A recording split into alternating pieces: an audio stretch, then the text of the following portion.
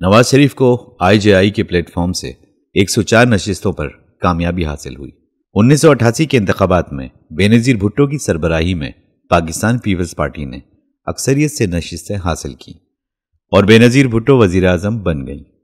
تاہم 1990 تک بڑھتی ہوئی لاقانونیت، بدعنوانی کے الزامات اور حکومت نے 1988 کی مہم کے دوران جو وعدے کیے تھے ان کو پورا کرنے میں ناکامی پر عوام کی طرف سے عدم اطمینان تھا۔ اسلامی جمہوری اتحاد IJI پاکستان پیپلز پارٹی کی مخالفت کرنے کے لیے ستمبر 1988 میں قائم کیا گیا۔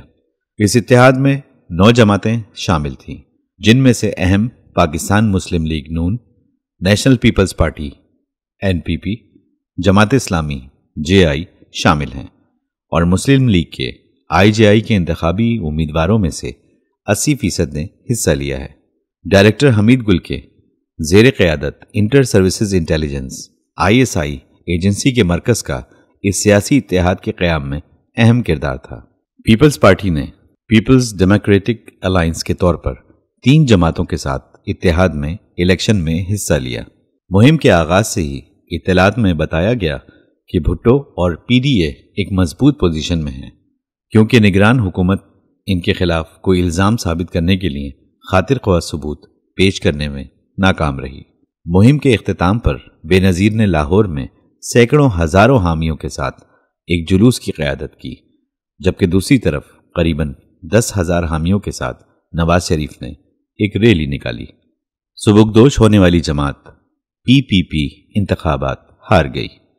IJI نے واضح اکثریت صرف 1 لاکھ ووٹوں کے بہت ہی کم فرق سے جیتا تھا۔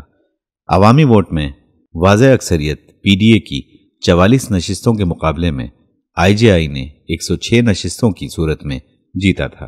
پاکستان میں 24 اکتوبر 1990 کو عام انتخابات ہوئے۔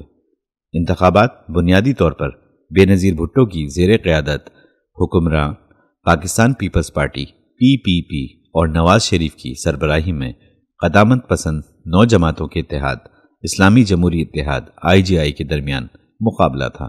صدر غلام اسحاق خان نے بدعنوانی اور بددیانتی کے الزامات کے تحت اگست 1990 میں قومی اسمبلی کو تحلیل کیا اور بے نظیر بھٹو کی حکومت کو برخاست کر دیا۔